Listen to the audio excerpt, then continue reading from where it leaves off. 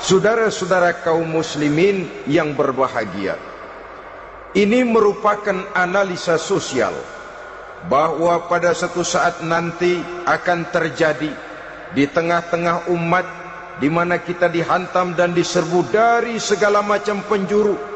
Akidah didangkalkan, peradaban dan kebudayaan dirusak, makanan dan minuman diracuni, pakaian ditelanjangi dan lain sebagainya, sampai kita melepaskan nilai Islam yang kita cintai ini. Kondisi sosial ini satu saat akan datang kepada kita. Demikian analisa dan peringatan dari Rasulullah sallallahu alaihi wasallam. Marilah sekarang kita melihat, adalah benar bahwa di zaman sekarang kita insya Allah tidak akan mengalami perang Badar sehebat yang pernah dialami oleh Rasul dan para sahabatnya.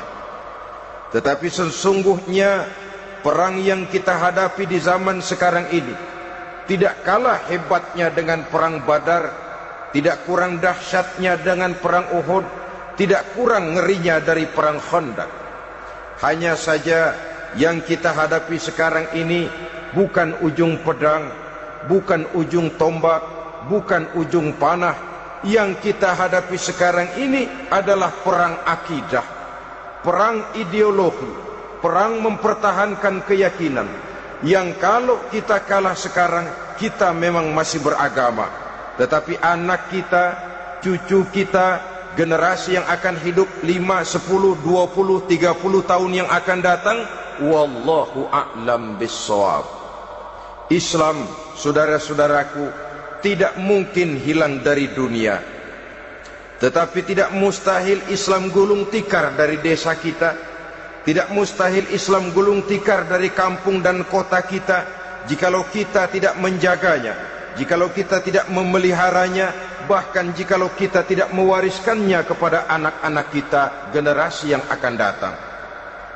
Marilah kita mengingat sejenak bagaimana Islam di Spanyol yang pernah jaya, pernah mewarnai daratan Eropa, dan yang sekarang hanya sekedar tinggal ceritanya saja. Ini pernah diperingatkan oleh Rasul dalam satu hadis, sayati ala ummati zamanun la yabqal Islam illa ismun wala minal Quran illa rasmun. Akan datang satu masa di tengah umatku di mana pada masa itu Islam ada tapi hanya tinggal sekedar namanya saja, dan Quran pun ada tapi cuma sekedar tinggal tulisannya saja. Apabila kita tidak mewariskan ini kepada generasi yang akan datang, maka serbuan-serbuan dari berbagai macam penjuru dari hari ke hari semakin kita rasakan kehebatannya. Tidak mustahil sejarah Spanyol akan terjadi di desa kita, akan terjadi di kampung kita, akan terjadi di kota kita. Orang Spanyol kalau mereka cerita kepada anaknya, mereka akan cerita, nak, di sini dulu ada masjid. Kapan, Pak? Dulu bener dah.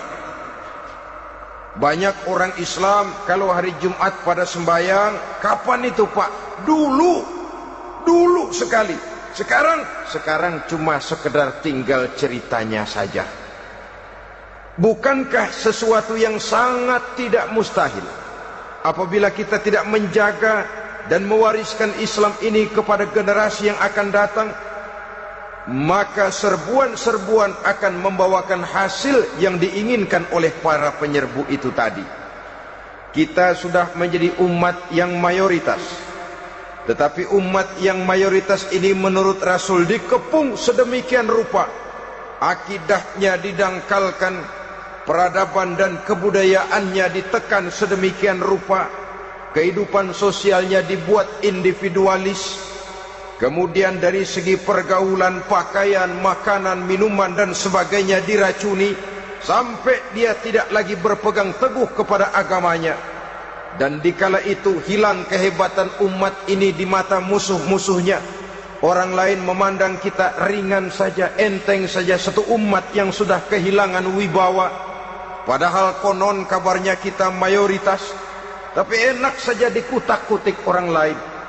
Dan dikala itu di hati kita merajalela penyakit uahan. Penyakit uahan itu apa? Pertama, hubbud dunia, terlalu cinta kepada dunia. Terlalu cinta kepada dunia yang menyebabkan kita lupa akan tanggung jawab dan kewajiban, lupa meneruskan dan mewariskan Islam kepada generasi yang akan datang. Kita berlomba hanya untuk mengejar dunia dan seluruh isinya. Baik dia bernama material, baik dia bernama seksual, baik dia bernama pangkat, jabatan dan kedudukan, berlomba-lomba kita di dalamnya. Sampai tercampaklah penyakit hubbud dunia di dalam hati ini. Berurat dan berakar dunia itu, sulit dan berat kita berpisah daripadanya. Akibatnya kemauan untuk berbuat demi dan atas nama agama sangat sulit terwujud di dalam kehidupan ini. Yang kedua, karahiyatul maut, terlalu takut kepada mati. Baik mati ajal, mati dalam artian yang sebenarnya, baik mati usahanya, baik mati karirnya, baik mati pangkat dan jabatannya.